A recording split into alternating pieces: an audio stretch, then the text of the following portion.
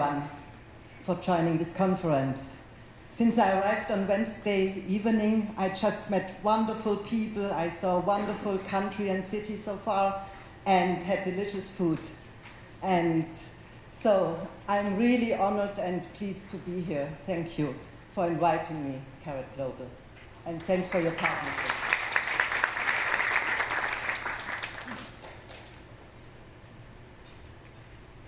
"20% of new leaders are doing a poor job, according to their direct reports.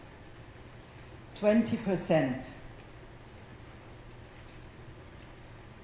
I'm wondering, how many employees do you promote into a first-time leader role every year? Reflect a moment. Okay? And what do you think? How many first-time leaders fail within their first 18 months?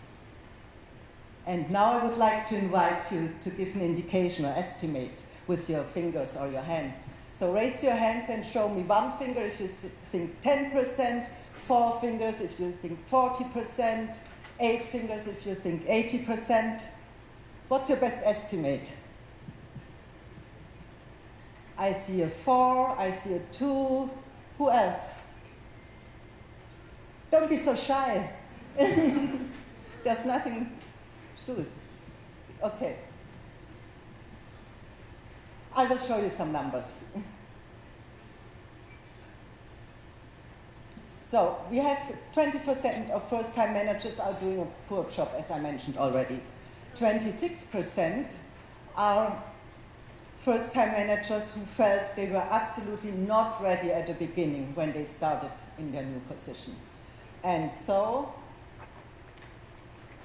60% said they never received any training.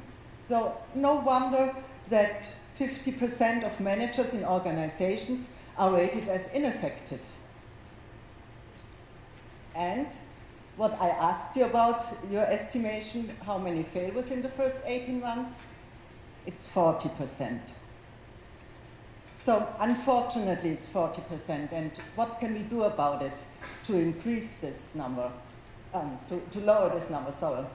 And so also far too often, first-time leaders and employees underestimate how difficult it can be to transition from a technical expert into a leader of people.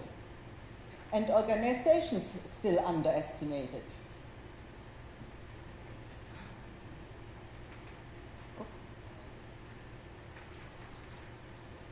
So what CCL has done and what we are known for is we have done an extensive research, and we have found that there are 4 fundamental competencies every leader at every level needs to be a successful leader and to be effective.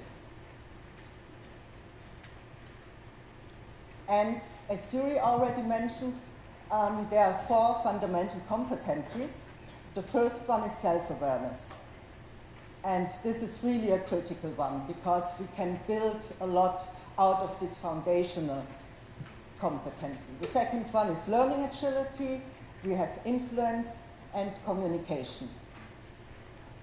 And we need the skills nowadays. New leaders, they need it because it's such a fast-changing, interconnected world where we really have to train them, to give them the much-needed support to be successful and to reduce turnover and to have also frustrated direct reports, because as we know, it has really a big impact how your manager is and how happy you are at work. So after we have done this extensive research and found these 4 competencies, we have designed a program which we call Lead for Success. And here we address all these competencies. And Carrot Global is our only provider in South Korea who is certified to deliver this program in Korean and in English. I want to concentrate on self-awareness. And each of the 4 competencies you can see here, and we mentioned already, Yuri and myself, they have 4 sub-skills. So as you can see in self-awareness, we have leadership identity, leadership reputation, leadership brand, and leadership wisdom. I want to focus on self-awareness today and have a closer look at it. This one is especially important because it helps to decide what we should keep doing, what we should start doing, and what we should stop doing. And it's also a foundation for strengthening all other leadership skills. And what we also observed is that leaders who have a higher self-awareness level are more effective. So that's another reason why it's so important. Then self-awareness is, many of you know, it includes many different aspects, and it includes what are your, to realize what are your strengths, your weaknesses, your personality traits, your behaviors, anxieties we talked about, and emotions. One of the sub-skills of self-awareness is leadership identity. And this is your perception and your understanding of yourself, your style, your natural traits, and your skills, core values, and impact you have. Leader social identities influence how you lead your team, how you interact with others. And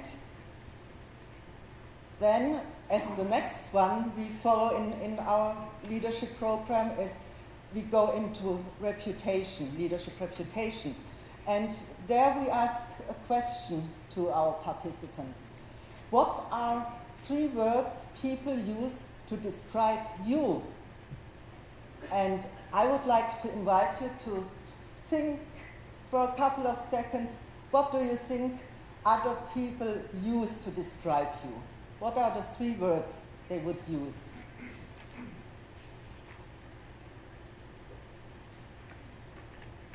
Okay.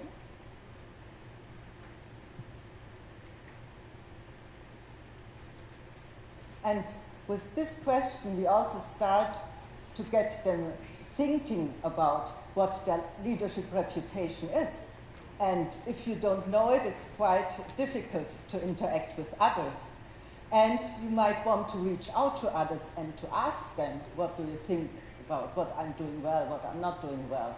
And also, you can listen to it in some meetings or some interactions you have during breaks and so on. Somebody might throw a little word here and there which can give you an indication what your reputation is.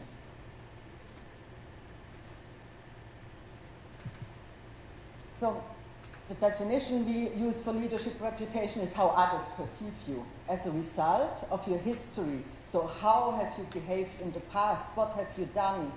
And what were your actions? And when you understand your reputation, it can also help you to become a better influencer, communicator, and how you should work perhaps on some competence, some skills, what is in your reputation which is helpful for you to be successful. Or there are any things they hinder you to be successful. And then we go further, and this time the question for you and for our participants is, what are 3 words you would like people use to describe you? So it's not what they use, this time it's what you would like them to use.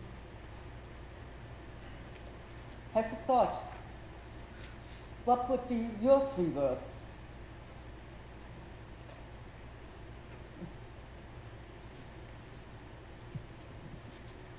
And that's when we start talking about leadership brand. The brand you want to build and you want to be known for. It's what you aspire to be known as a leader, what others can expect from you, what you will deliver, what you will do. And if you understand your leadership brand, then you can also bring your strengths to surface, you can communicate about it, and what you're capable of, and influence others to have a higher workplace effectiveness. The fourth sub-skill is leadership wisdom. It's understanding all your past experiences and how they have shaped you and influenced your actions. The best leaders improve their leadership wisdom by taking time to reflect on their experiences, and through this reflection they will gain some insights which will be extremely helpful when they face new challenges. What could I do differently this time? I had this experience. What should I keep doing? What should I stop doing? And then we have this tool we teach. It's about pause. And then you step back and you look from a different perspective, or from a helicopter perspective at it.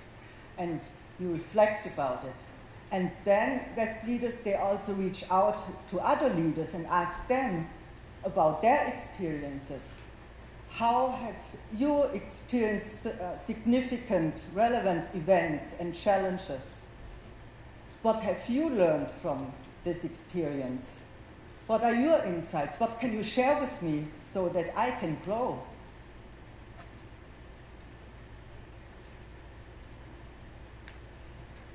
And by raising self-awareness, the goal is really to help them to align their behavior to their aspiration and to become the best leader they can be. And also to think about, what's my typical stress response? How can I work on this so I can become the inspirational or behaving towards what I aspire and what my intention is.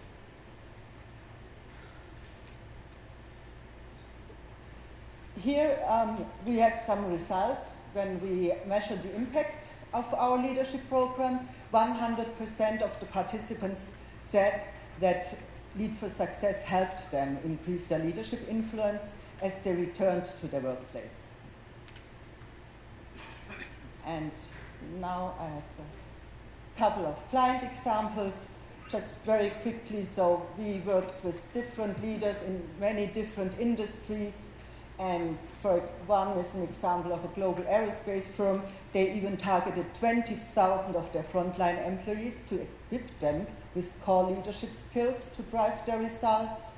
Another one, they wanted to drive a common leadership language, or even some educational institutions who want to prepare their students to become first-time employees to enter the workforce. And before I finish, I have a question for you to reflect on it. So what is your biggest insight and takeaway from this session? Take a couple of seconds. What is your biggest insight and takeaway from this session?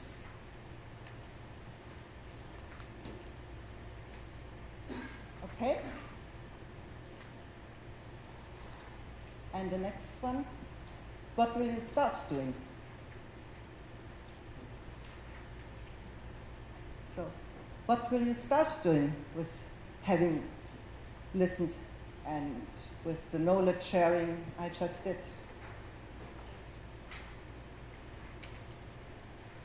Okay?